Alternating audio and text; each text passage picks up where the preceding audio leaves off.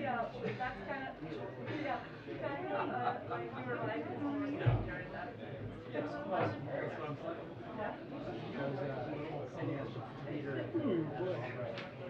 Amazed at your ability to fix his applesauce.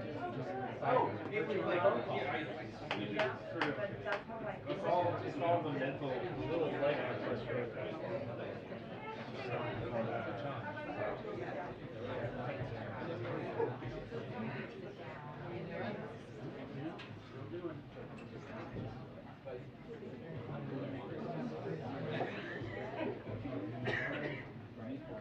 speak pretty good Spanish. And on the cases, it's just towards the Spanish. I'm not supposed to use the regular just my yeah, I have to poke you know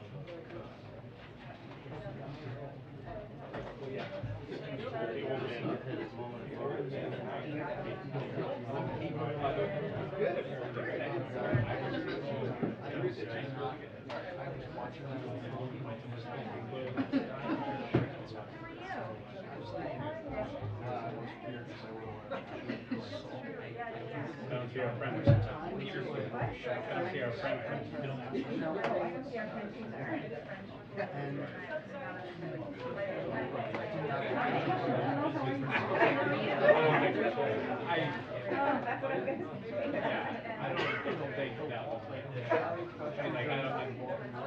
You tell me, but I think it might have been a little bit of what you got so far. I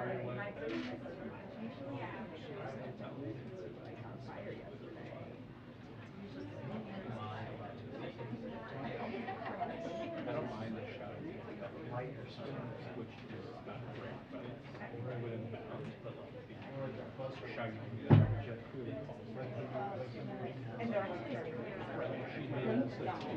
I had this feeling. Yeah. I could not agree more.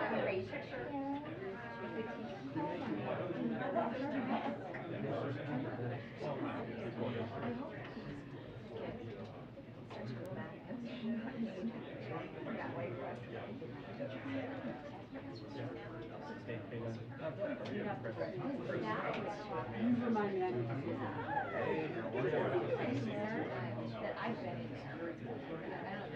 never seen it. I've seen it one other time. Really? Yeah. It was another round. Did a San Diego thing, but Charles In some circles. Yes. I wasn't in there. But I heard that it was different. Yeah. They blocked off like the majority of the stage.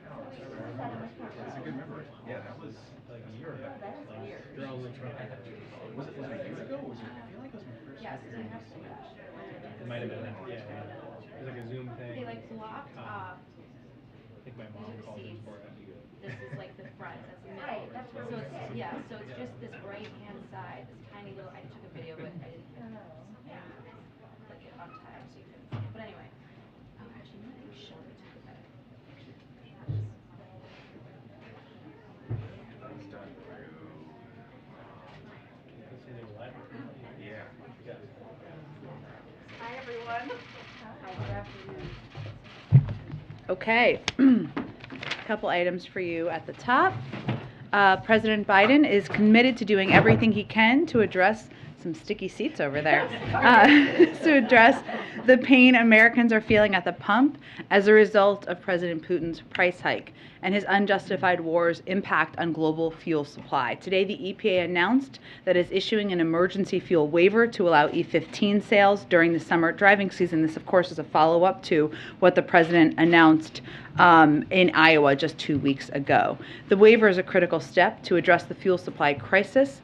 And again, as already noted, it's a follow-up to the announcement from last week, and it will lay out actions to increase the use of biofuels in order to reduce our reliance on fossil fuels, accelerate the clean energy transition, build real U.S. energy independence, support American agriculture and manufacturing, and save Americans money. At current prices, E15 can save a family 10 cents per gallon of gas on average, and many stores sell E15 at an even greater discount. There's just over 2,000 gas stations, mostly in the Midwest, where without this action, the E15 tank pump would be covered and Americans wouldn't be able to access it. So this builds on the additional steps the President has taken, authorizing the release of 1 million barrels per day from the Strategic Petroleum Reserve for the next 6 months, and the largest release in history, working around and building a coalition around the world to release an additional 60 million barrels. I also wanted to give you a little bit of a week ahead, a quick overview for the week ahead. As you're well aware, tomorrow the President and the First Lady will attend the White House Correspondents' Dinner, where the President will speak, and I will lower expectations and say it's not funny at all. Just kidding, see? The following day, President Biden will travel to Minneapolis, Minnesota to attend the memorial service of former Vice President Walter Mondale, who was his friend and mentor. On Monday, the President will present the Presidential Rank Awards to 230 winners for 37 federal agencies in a virtual ceremony. Then he and the First Lady will host a reception to celebrate Eid in the East Room. On Tuesday, the President will travel to Alabama, as we've already announced, to visit a Lockheed Martin facility which manufactures weapon systems such as Javelin anti-tank missiles, which we are providing Ukraine to defend against the Russian invasion.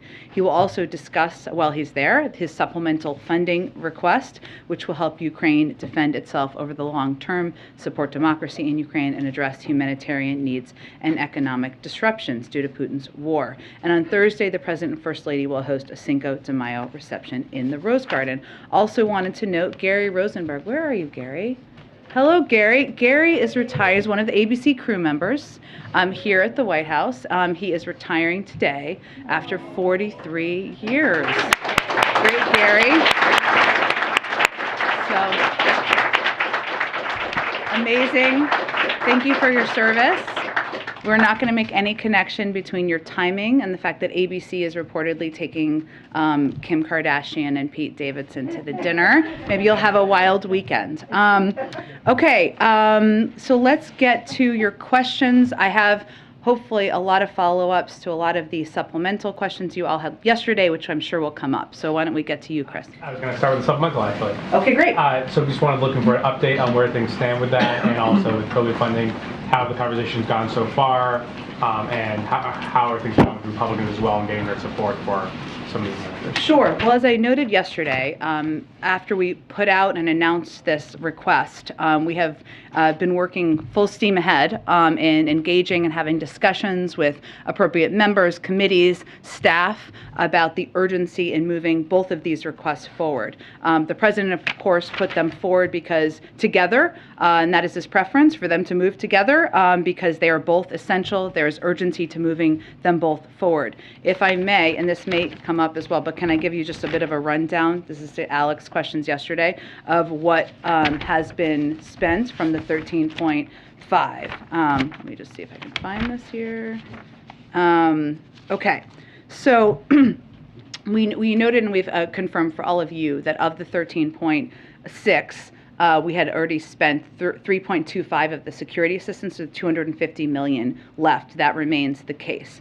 The first supplemental also provided roughly $6 billion in direct security, that includes, the $6 billion includes that 3.5, as well as economic assistance, all of that in there. So 95% of that has been exhausted. And that means that, of course, the 250 million is part of the 5% left, and also some economic assistance that has not yet been spent from that tranche. The first supplemental also provided about $4.2 billion for humanitarian assistance for humanitarian needs globally. We've spent about $600 million of that so far. So there's more obviously left in that fund, which is why we have only requested less than 3% of what is in our new request package is for that type of humanitarian assistance, because we have more left and there are more global requests, of course, given the surge of refugees and needs around the world that we anticipate receiving. And finally, the supplemental also provided $3 billion to support U.S. troop deployments to reinforce NATO territory, which the Department of Defense is using for this purpose. Of course, they plan ahead. It doesn't mean it's all been spent out, but it has been planned for how it will be spent. So as you can tell, the vast majority of what we had requested and what we had received from Congress has been spent, and the humanitarian pieces still left accounts for how we have framed the next package. Okay, go ahead. It appears the European Union is preparing a phased-in ban of Russian oil imports. The U.S. has been a partner in helping the EU get natural gas. Is the U.S. committed to helping them get additional crude supplies, and will that include ways to increase U.S. production and get it over to the European Union? Yes, so as we've talked about a little bit this week with the announcement about Russia's actions as it relates to Poland and Bulgaria, we started a task force last month with Europe to account for and plan for and work to help them diversify their energy needs and account for any steps that Russia may continue to take to weaponize energy. There was a meeting of that task force, I believe it was yesterday, to have a discussion about how we can continue to work together. We've already taken steps to provide for additional LNG or natural gas resources because we knew and anticipated that for some of these European countries that was especially going to be a need. In terms of oil, it's of course a global oil market, so our effort there in anticipation of any needs was to take steps to provide more supply, whether that was through our own release from the Strategic Petroleum Reserve or the work that the president and his team has done to do the global release, the biggest ever in history. So slightly two different things, but this task force was started in anticipation of these needs. They already had a meeting. We'll continue our work together to help the Europeans with any shortages they have and also to diversify and ease off of Russian reliance on Russian energy needs. On the E15 emergency waiver, it says it will last a statutory maximum of 20 days per the EPA, and that you guys will review that to see if it's still needed. Yeah. The industry itself has been calling for it, and I think Biden has been supportive of a summer-long lifting of the ban. I understand there's reasons why you do the 20 days, but is this administration committed to making E15 available all summer long? That is how the president made his announcement and is his intention. And I would note, because it's available, if you think of the just over 2,000 gas stations where it's available in the Midwest, largely in the Midwest, without this, the prior regulations would have been, or without the waiver, that basically the E15 pump would be covered and wouldn't be available. So we do anticipate needs continuing for taking additional steps to cut the cost for Americans. This lowers it by about 10 cents for those who use this type of gas, and this is just another way to do that. Go ahead. Vladimir Putin has confirmed that Russia will be attending the G20 Summit, so could we get a reaction from the White House on that? And then related to that, is there any scenario, anything that could happen between now and 6 months from now where the U.S. would actually welcome Russia's presence at the G20, see it as being constructive or productive for Russia to be a part of that summit? Well, there's a lot that could happen between now and then, but we certainly haven't seen an indication to date of Russia's plan to participate in diplomatic talks constructively. Our hope certainly is that will change, because obviously diplomatic talks and conversations is the way to bring an end to this conflict, and President Putin could end this tomorrow, could end this right now. But I'm not going to get ahead of what that looks like. Obviously, this is an ongoing war on the ground. We have certainly seen those reports, and the president has expressed publicly his opposition to President Putin attending the G20. We have welcomed the Ukrainians attending or invitation to attend the G20. It is 6 months away, so we don't know how to predict. We can't predict at this point what that will look like.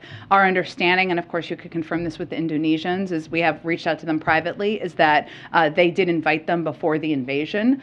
So any additional steps beyond that, I would certainly point to them, but we've conveyed our view that we don't think they should be a part of it publicly and privately as well.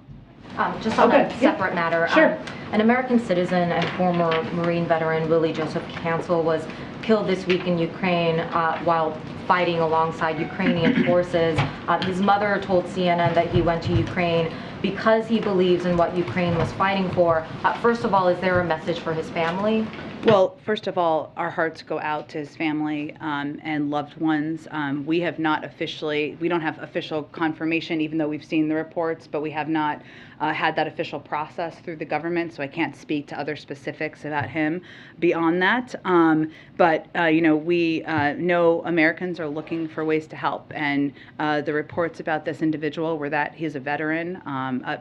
He had a child, I believe, and certainly sounded like a very passionate compassionate young man. We know people want to help, but we do encourage Americans to find other ways to do so rather than traveling to Ukraine to fight there. It is a war zone. It's an active war zone, and we know Americans face significant risks. But certainly, we know a family is mourning, a wife is mourning, and our hearts are with them.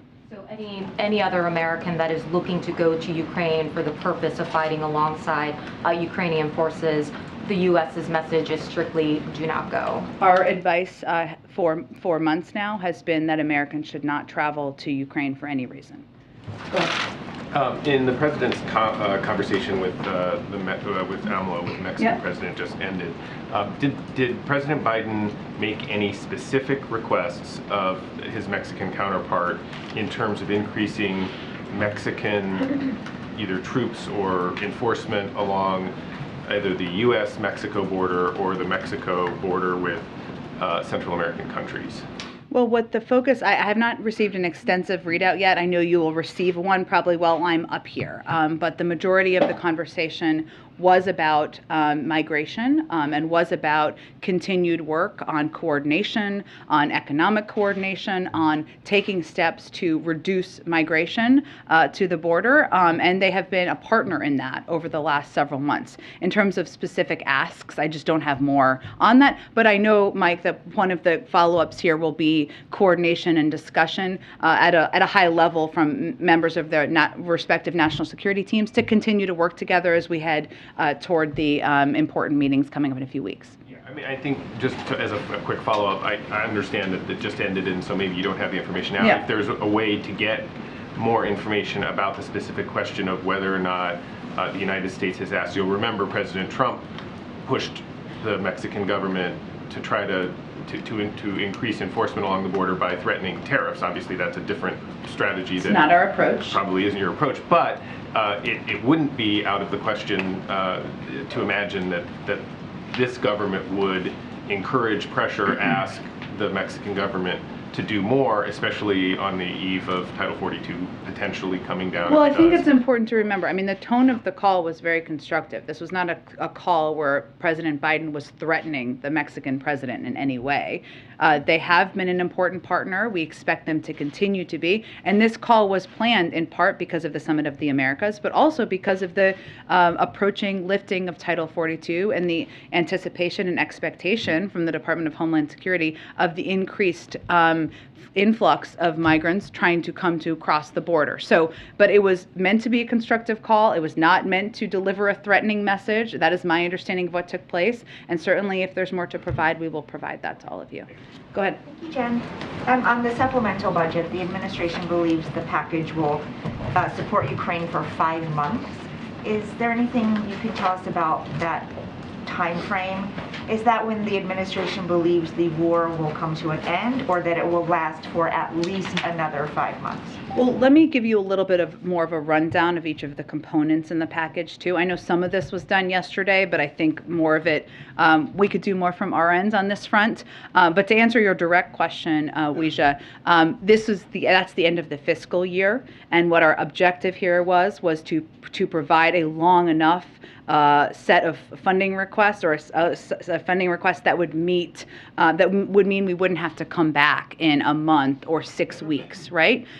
To ensure that there was planning that was possible through the U.S. military and through our European partners and the Ukrainians as well. Now, some of this funding, for example, the $6 billion of this $20 billion of the security assistance component is for the Ukraine Security Assistance Initiative, which is basically direct support for Ukraine to purchase its own weapons from the defense industry here in the United States. They could not even intake, billions and billions and billions of weapons and security assistance in this moment. So that is likely going to be longer term, because if they place an order for specific weapons, sometimes that takes months to produce. It's just meant to provide security assistance so they can plan for what they need over the long term and make those orders directly, which is what that portion of the funding provides for. The other portions of the funding, so $5.4 billion is in drawdown. So that, as you're very familiar with that, because that was a large chunk of what we requested and have implemented in our last package. And that basically allows the United States to, when we provide weapons or give weapons to the Ukrainians, to have the funding to backfill those needs and order those weapons so we can backfill them here and make sure we have what we need here in the United States. $2.4 billion was to purchase high-demand weapons for the United States, build additional critical war reserves, and increase intelligence and other defense support. And then $4 billion is in state, foreign, military financing, which is not just for Ukraine. That's for a range of countries. It's FMF funding that will be applicable to a range of countries and what their needs are. And finally, $2.6 billion is to continue supporting U.S. troop deployments in NATO territory. So as you know, we had about 80,000, and now we're up to 100,000. And we're also, of course, providing support to a range of our NATO allies and partners in the region, and that helps support that includes U.S. troop transportation, special pay, medical support. So that's kind of the breakdown of what it is, but some of that would certainly go beyond. It was just meant to be a request that accounts for the fiscal year. And then turning to COVID, I know you've talked before about protocols in place to protect the president, but given what Kate Bedingfield tweeted this morning, I wonder, is part of the protocol to make sure the president never has any close contacts?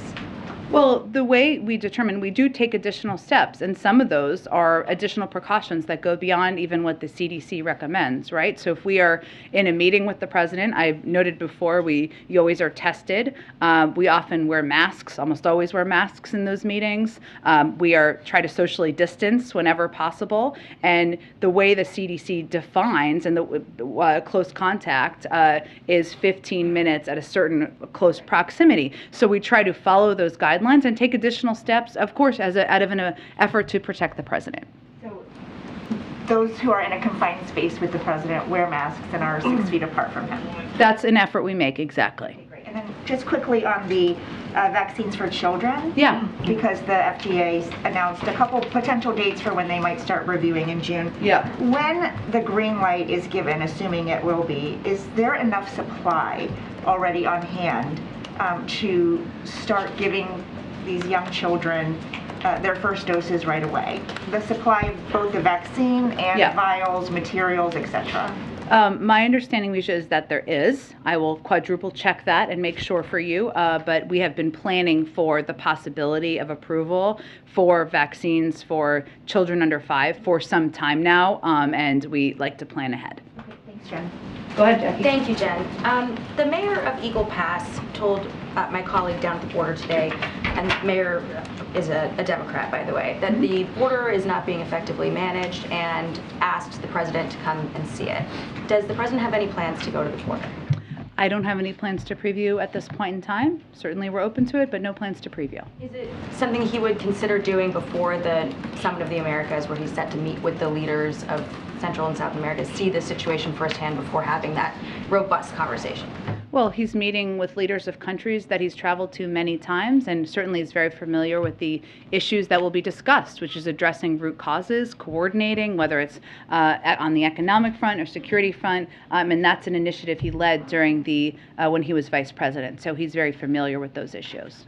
On the economy, Austin Goolsbee, the former chair of the Council of Economic Advisors under the Obama administration, said that he felt that the president yesterday in his comments about the GDP report was potentially underplaying the risks of a recession. And he pointed to geopolitical conditions with Ukraine, with Russia cutting off gas to Europe, and also GDP shrinking, saying that people should be nervous. How do you respond to that?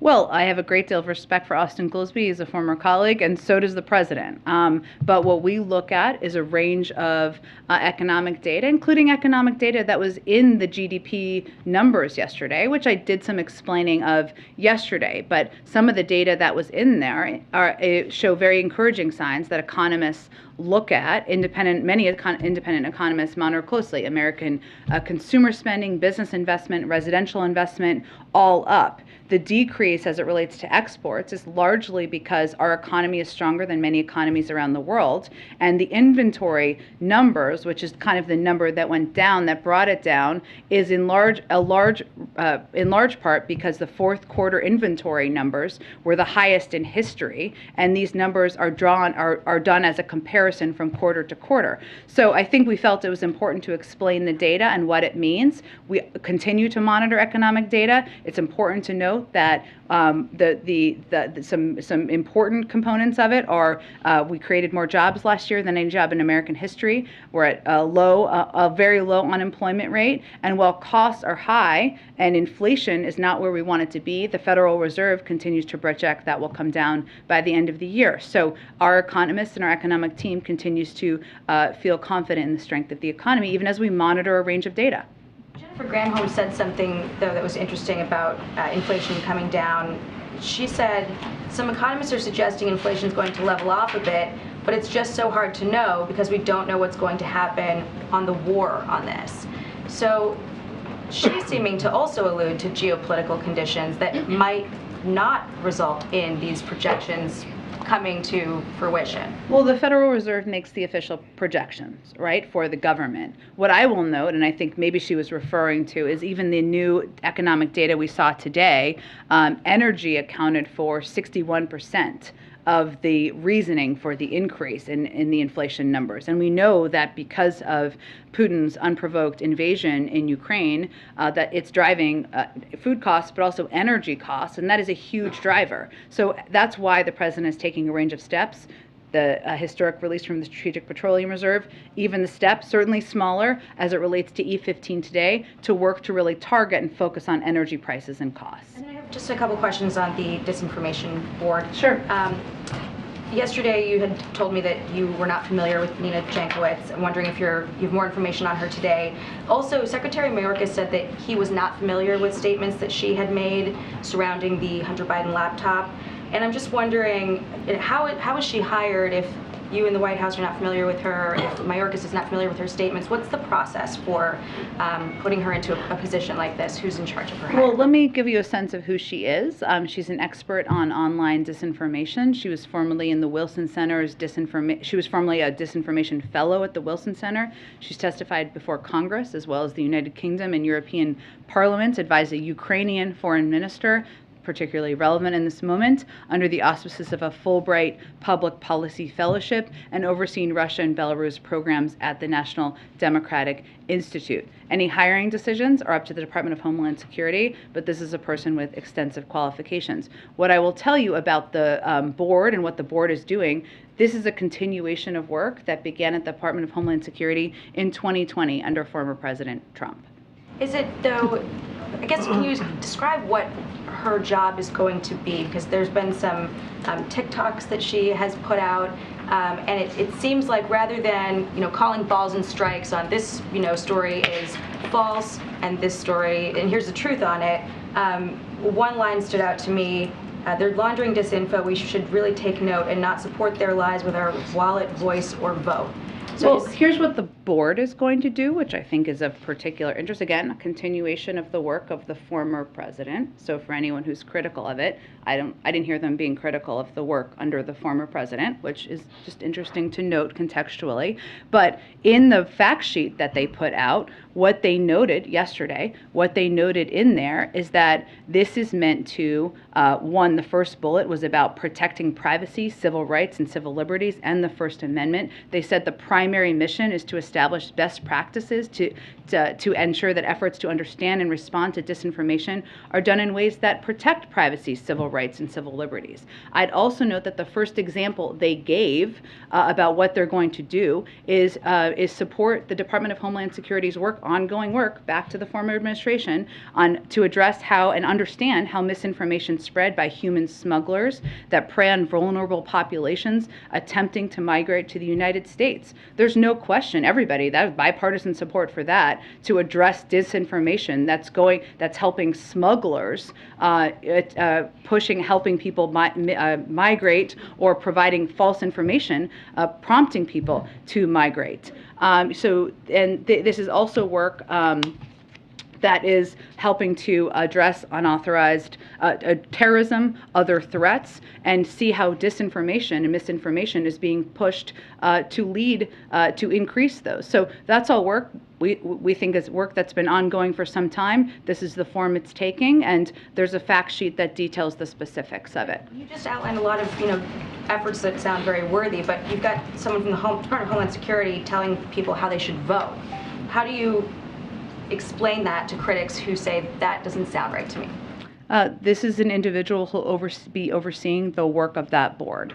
Personnel decisions are up to the Department of Homeland Security. I just outlined the extensive history and background this individual has, but I think what's important to note here is what the board is doing, which is continuing what is important disinformation-related work that began under the former administration. Go ahead. Thanks, Jen. I want to ask you about some of the concerns that Democrats are expressing about Title 42, if it is in fact lifted, and these are some quotes that were in Politico today.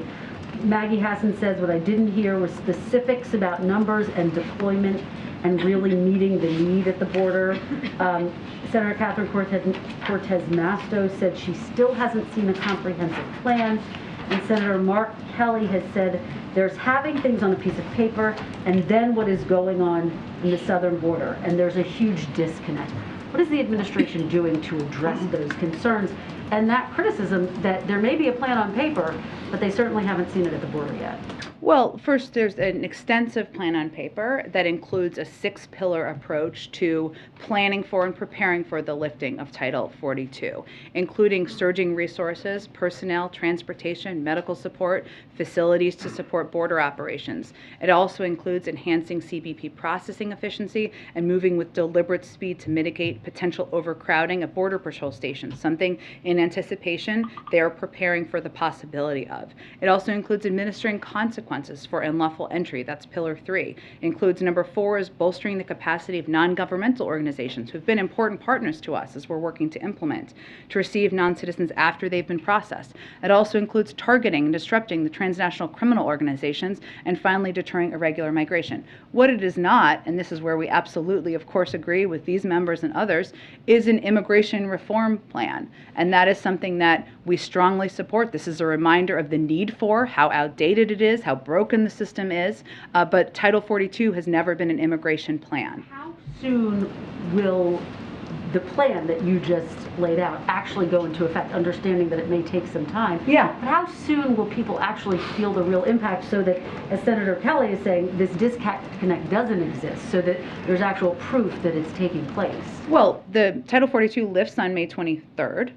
It doesn't lift. Nothing happens until... I would point you to the Department of Homeland Security for the implementation plan, but I think that's what's important to note here. We haven't seen, the impacts of the lifting surges because it hasn't happened yet. I'd also note that Secretary Mayorkas testified, I believe, before 4 committees over the last 2 days about exactly this. And yet there's still this skepticism. In order to answer their questions, and I'm sure he's happy to have continued conversations. How concerned is the president that these members of his own party, who are facing tough re-election battles, as you know, have these serious concerns and clearly are expressing fears that it might impact them politically, might impact their chances for re-election? Well, without speaking to the politics, I would say, Kristen, the president shares the concern about the lack of a workable immigration system, and that impacts many of the border state leaders quite a bit, of course, because there isn't an effective asylum processing system, because we don't have smart security. We spent years investing in a faulty border wall that was never going to be an effective mechanism. He shares their concerns about that, and he recognizes and agrees with that. How would you characterize how committed he is, understanding that an appeal, if it comes to that, is not in his hands? Would he want to see this fight go all the way to the Supreme Court? I'm certainly not going to get ahead of a legal process. I will note, and Mary, I think Mary asked about this yesterday. So let me, in terms of where things stand, so right now, what we saw yesterday is that the district court presiding over one of the challenges to the Title 42 rescission order finally officially entered, because they'd just done it verbally, a temporary restraining order. What that basically means is they're saying we can't lift Title 42 before May 23rd. That has not been our plan to date, as you know. What is next is there's going to be a hearing on Arizona's preliminary injunction motion. That's scheduled to take place on May 13th. So any decision about what's next, of course, would happen from the Department of Justice, but wouldn't happen until after that. What I would note is that the judge has indicated he will rule unfavorably towards the administration at this time, but we don't know, and we don't officially know, and we won't know until he makes a ruling, and then the Department of Justice would make any decision about legal action. One quickly on the supplemental, if I might, there's obviously a divide over whether to link it to COVID funding, which we talked about a little bit here yesterday. But given that there is this divide, and given the urgency that we are hearing from President Zelensky and others on the ground in Ukraine for this aid, why not just say, let's delink these two bills and move forward with Ukraine aid and get it done as quickly as possible? Well, Kristen, I would note that the president feels that both are urgent. Both are emergencies. Of course, we know there's an urgency in getting additional assistance. We know we have a few more weeks, depending on how the final military drawdown is spent out. But in terms of COVID, what we are doing right now is we are preventing the United States from being able to plan and purchase ahead. So, for example, if there's a better booster, which there may be because science is amazing one day, right? If there's a better vaccine, we can't make purchases ahead of doing that. That is what we have done to date. That is why we have been so prepared. It also makes it so that we can't purchase Evusheld, treatments that helps immunocompromised. We can't make additional purchases of a range of the treatments we know are effective, and make sure that we can say to every American, we'll get you a mask, we'll get you a test, we'll get you a free vaccine. So the president feels that is also incredibly urgent. Go ahead. Do you have a reaction to the report that the FBI last year potentially searched millions of Americans' data? And secondly, is the president briefed on that? Does he have any reaction himself? I have not spoken with the president about this. I can get you more details about this after the briefing. My understanding is that some of this was about researching and doing an investigation into potential hacking. But I will get you more from the FBI after this. Thanks for the question. Go ahead. Yeah, E15 fuel is slightly less energy dense than what we would consider typical gasoline, so Americans might need to fill up just a little bit more frequently. So how much does the administration really think that this move will affect Americans' wallets? And does the White House believe the president has exhausted his authority on what he can do related to gas prices, or are there more options still being considered? I mean, on the second question, we're always going to look for more options. I mean, we saw, and I talked about this a little bit earlier, even as it relates to the recent, the inflation data that came out today. We know that 61% of that is driven by the price by energy costs, by Putin's invasion into Ukraine, and we need to continue to take every step we can, whether that's working with Congress, considering what authorities we have, continuing to ensure we take steps to make sure the supply meets the demand out there. The estimates have been it saves Americans about 10 cents a gallon, and that to the president and to us felt like a reason to do it, and because without taking this step for the waiver, it basically would just be an option of additional supply that is a little bit less expensive that wouldn't be available in these 2,000 gas stations. We're not saying that this is like the silver bullet. It's not. It's just a step that we felt would help ease the burden for Americans who go to those gas stations. And then with COVID, as we are talking about, as the White House is pushing Congress to pass for more funding, why hasn't the administration released a plan, at least for now, to transition the burden of paying for COVID drugs and vaccines to the private sector, kind of like has been done with tests, so that insurance companies have time to negotiate? Well, there's a range of steps happening at the same time, but I will tell you that what we want to continue to be able to do is to provide these treatments for free. That's the objective. That's the reason for this request for funding. But also the request for funding is enabling the United States to be able to purchase ahead in bulk supply a lot of these treatments or vaccines so that we can make, when they are ready, we can make those available to treatment centers and hospitals around the country. Go ahead. Okay, thanks. I know you said that you didn't get an extensive readout yet of the conversation with the Mexican president. And there'll be a written readout at some point, if not To the yet. extent that you know what happened, did the president make any headway in getting Mexico to take a harder line on Russia? And should we expect them to join the global coalition in imposing sanctions now? Well, I would note, obviously, the Mexican government can speak for themselves on any intentions they may or may not have. They have spoken out against Russia's invasion of Ukraine, so I would note that. We will always encourage any leaders to take additional steps to support the Ukrainians and stand up in a range of ways against the invasion of Ukraine by Russia. But in terms of any steps they would take, regardless of the conversation, we would let them speak for themselves on that front. Go ahead. Sorry, has the reticence by the Mexican government impacted the U.S.-Mexico relationship in any way when it comes to sanctions? Well, again, I would note they have spoken out against Russia's invasion of Ukraine. We know different countries are going to take different steps. Some have taken them quickly, some took longer to take them, and we know different countries will have different approaches to every step, whether it's sanctions, assistance they can provide. We understand that. We have an important, strong relationship with Mexico, one that the call today was set up in order to really focus the conversation on migration and addressing root causes in advance of the Summit of the Americas. So that was really the majority of the conversation. I'm sorry, I didn't mean to miss you. Go ahead. No worries. Thank you. So Pentagon Press Secretary John Kirby was asked this afternoon if he believed that Vladimir Putin was a rational actor. And he responded saying, I can't talk to his psychology, but I think we can all speak to his depravity. Now, he later apologized for his emotions there, but I'm curious, are these sentiments also shared by the president? Well, I think you've heard the president call him a war criminal. So I don't think the president thinks of President Putin as somebody who is a model in the world. He views him as a pariah and somebody who is guilty of war crimes and of genocide. So I think the president's comments speak for itself.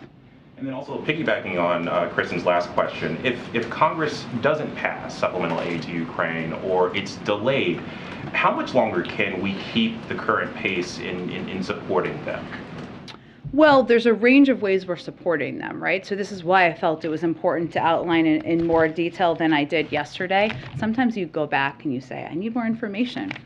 And that's what we did here. But we know there's $250 million left, right, from the security package. We know that we were at a very rapid pace of providing assistance for several weeks. That was strategic because we wanted to front load that, knowing that as Russia repositioned their approach to the war, the needs for the Ukrainians were different because it was going to be a longer, more drawn out war that was more kind of on the ground. So we strategically front loaded a lot of the security assistance, but there is not. We expect a couple more weeks this assistance could be. I don't have the plans from the Department of Defense on exactly how they will roll that out. I also noted that the vast majority of our economic assistance has also been exhausted. Obviously, many of those needs are long term.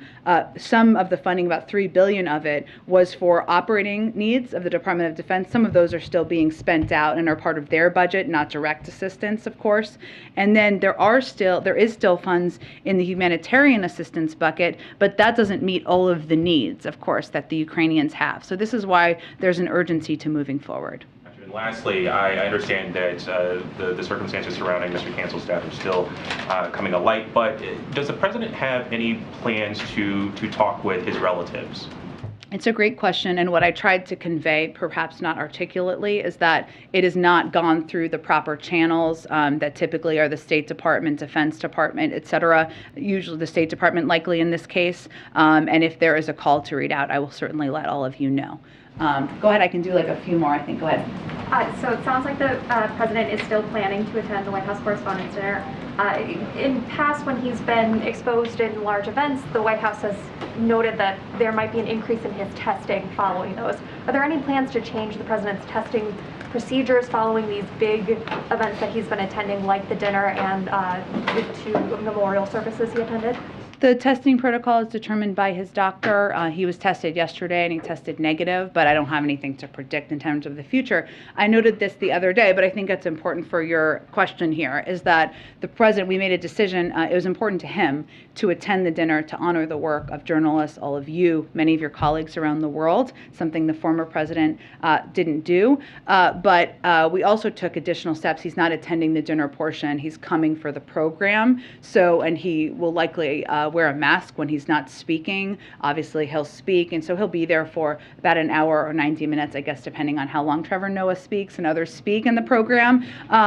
But we took that additional step as well, and then he's, of course, sitting on the dais up in the front, so the interaction, he's not attending any of the receptions or anything along those lines either. And then on the remarks, the president has been a guest on several late-night shows. Has he consulted any of those host comedians, brought in any outside help on his speech? Can you kind of bring us in the room on how he's approaching this as someone who has attended several of these dinners and seen them play out? He has. I would tell you the president has a very good sense of humor and is working hard on his own speech. On the topic of thank you, Jen.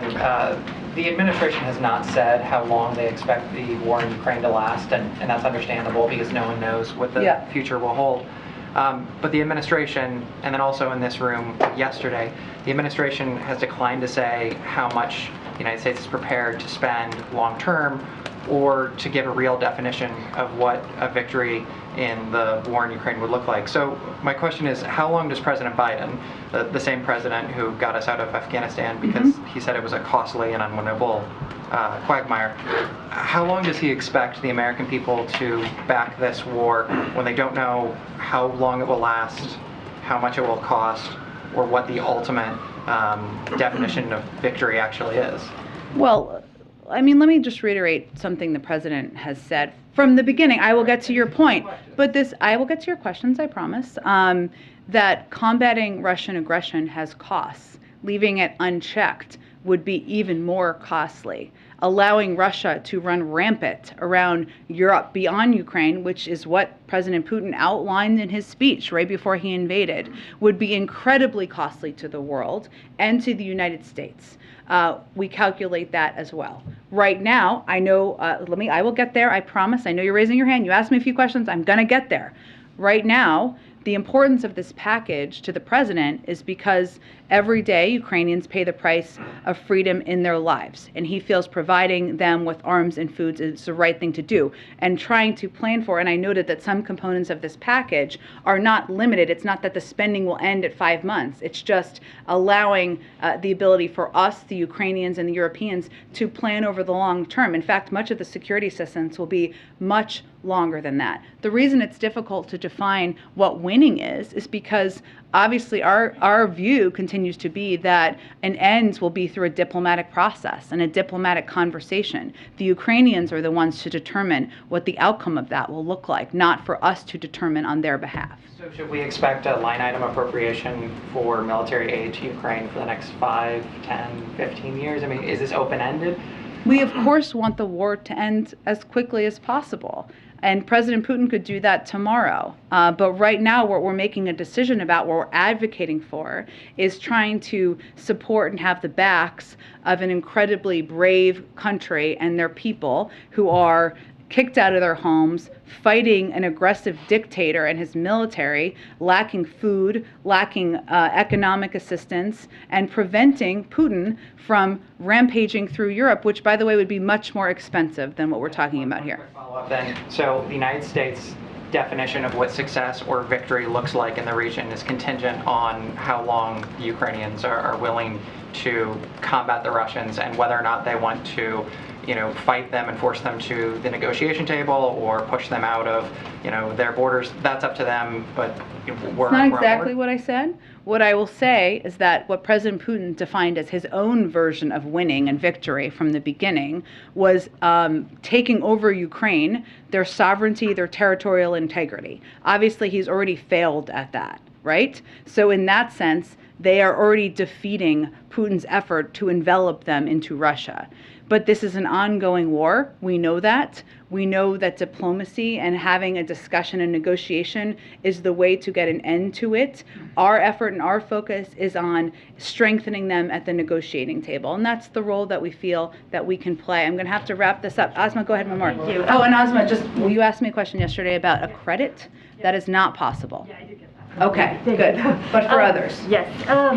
So there have been reports that EU countries are looking to approve a phased embargo on Russian oil as early as next week. And if that were to happen, it would be huge. And I'm curious how the White House is coordinating with the EU on this. Sure. So one of the steps that the president took last month was to start this task force with the Europeans. I mean, we took steps before that, right, to work with a range of countries in Asia and around the world to provide additional supply, LNG supply, where they had excess. Japan, for example, did that to provide excess LNG supply because they had the ability to do that to the Europeans in anticipation that Russia could weaponize energy, as we've seen President Putin do. There was a meeting of this task force yesterday to continue that coordination, have that discussion, and we're just looking for ways that we can help them address these needs that we long anticipated. Okay, thanks everyone. Given the weekend's events? Thank you, everyone. Question on press.